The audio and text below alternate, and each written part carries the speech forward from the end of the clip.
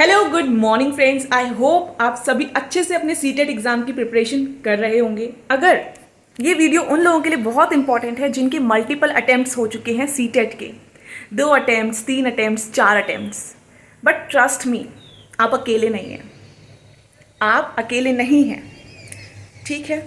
CTET एक ऐसा exam है जिसको आप आराम से क्वालिफाई कर सकते हैं अगर आप कुछ चीज़ों का ध्यान रखें, कुछ प्रॉपर जो स्ट्रैटेजी है उसको फॉलो करें, ठीक है।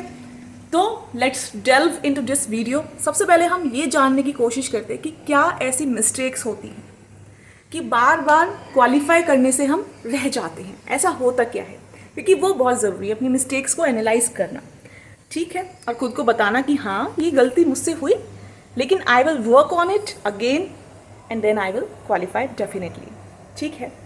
देखिए, जो सबसे पहले गलती होती है कि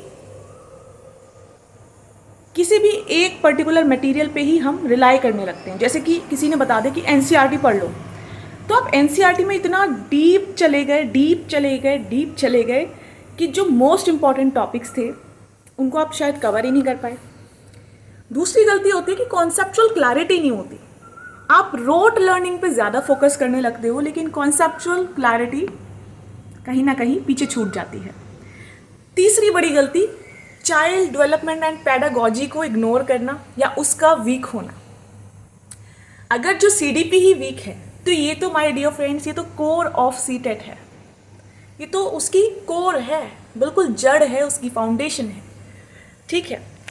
चौथी गलती होती है टाइम मैनेजमेंट ना कर पाना। प्रॉपर टाइम मैनेजमेंट नहीं कर पाते, कि प्रॉपर स्ट्रेस मैनेजमेंट नहीं कर पाएंगे, टाइम भी नहीं, मतलब हड़बड़ी, बहुत स्लोली एक क्वेश्चन को पढ़ रहे हैं, स्पीड नहीं है। स्पीड क्यों नहीं है, उसका भी रीज़न है कि आपने ज़्यादा से ज़्यादा प्रीवियस ईयर क्वेश्चन पेपर्स नहीं लगाए, आपने ज़्यादा से ज़्यादा मॉक टेस्ट नहीं लगाए, ठीक है। देखो, जब हमारी गलती होती है ना, थोड़ी सी भी हमें पता है, हालांकि हमें लगता है कि हम अपना बेस्ट दे रहे हैं, बट वी नो कि कहीं ना कहीं कुछ चीज़ों में शायद हमने कमी कर दी, ठीक है।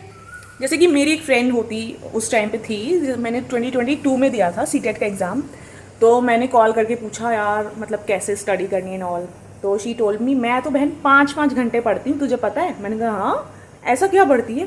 कह रही है एनसीईआरटी पढ़नी पड़ती है इसमें, तुझे पता भी है कैसे पढ़ना होता है? मैंने कहा यार सही कह रही है, मुझे तो नहीं पता कैसे पढ़ना होता है। और लिटरली उसको सुन के भी मैंने अपना कॉन्फिडेंस नहीं खोया। मैंने कहा मुझे जो सही लगेगा मैं उस तरीके से करूँगी।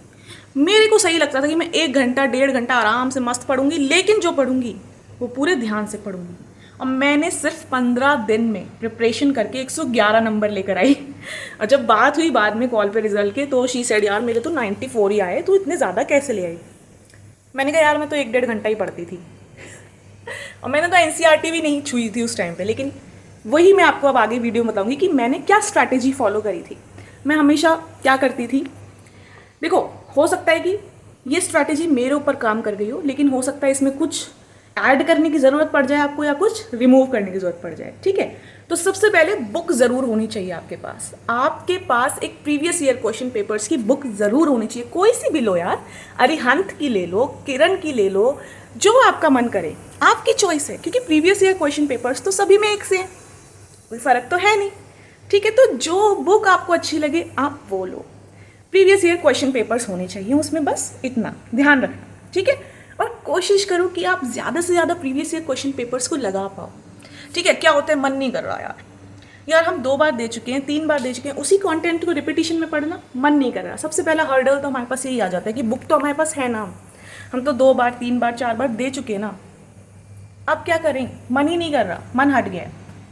तो मन हमें लगाना पड़ेगा, क्योंकि हमें पता होना चाहिए कि सीटेट की वैल्यू क्या है। अगर आपको कोई ऐसा कंपेनियन मिल जाए, कोई ऐसा दोस्त जो सिमिलर लेवल पे हो आपके, तो पढ़ना थोड़ा और इजी हो जाएगा, ठीक है। आपको इंटरेस्ट आएगा कि हाँ यार इसका भी तो 2-3 बार रह गया ना, तो अगर ये कर सकती है तो मैं क्यों नहीं कर सकती, या मैं क्यों नहीं कर सकता, ठीक है। तो आप पहले तो ये मान के चलो कि मैं अकेली नहीं हूँ, या मैं अकेला नहीं हूँ ऐसा जिसको 2 बार 3 बार 4 बार देना पड़ रहा है, ठीक है। तो क्वालिफाई होगा, ठीक है, अगर मैं इन सारी पॉइंट्स को ध्यान में रखूँ। बुक मेरे पास है, कंटेंट मैं पढ़ ही चुकी हूँ या पढ़ ही चुका हूँ, लेकिन अब की बार सीडीपी पे मेरी पूरी स्ट्रेंथ होनी चाहिए, ठीक है।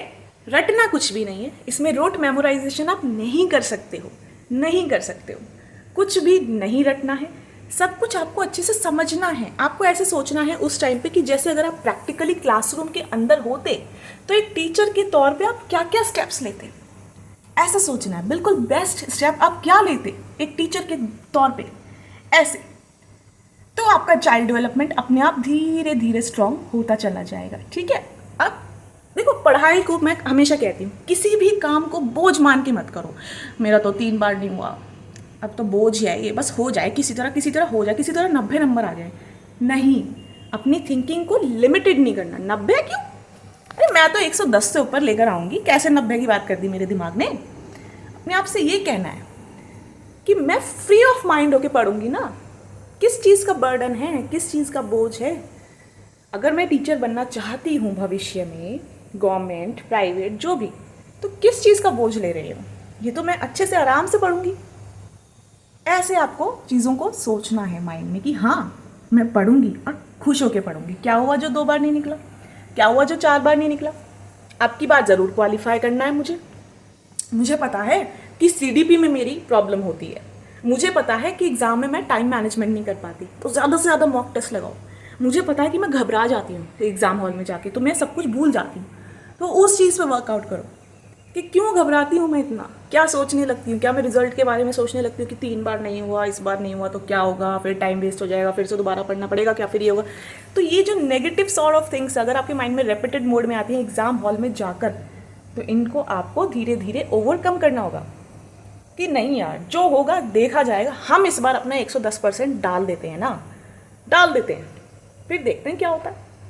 हम रिजल्ट की टेंशन क्यों लें भाई। अब जैसे मैं आपको बहुत प्रैक्टिकल एग्जाम्पल देती हूँ कि हम स्कूटी चलाते हैं, तो कई लोग स्कूटी इसलिए नहीं चलाते कि कहीं गिर गए तो क्या होगा। अरे जब गिरेंगे तब देखी जाएगी ना, आप पहले चलाओ तो सही।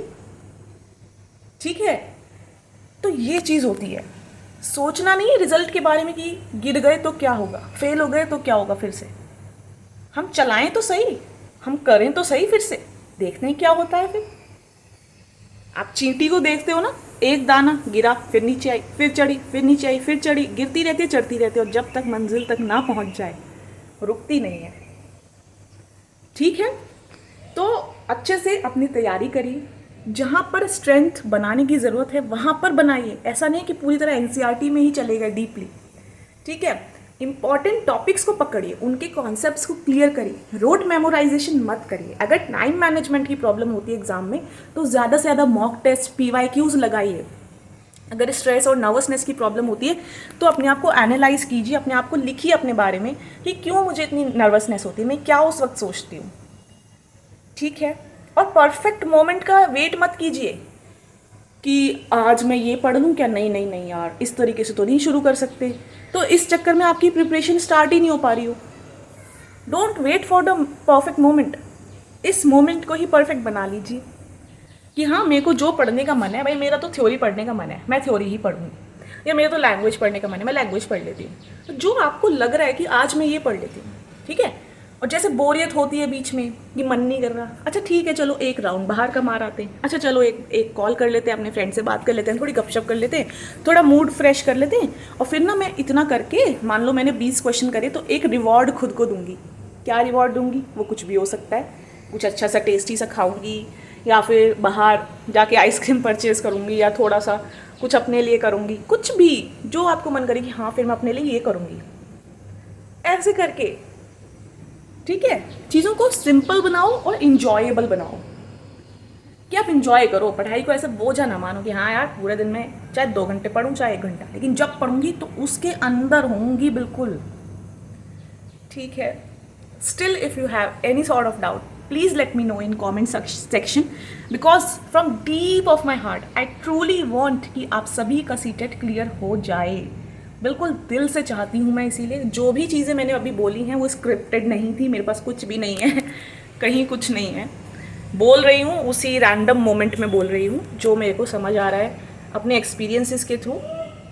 तो thank you for watching the video, good day, have a good day, take care, bye bye.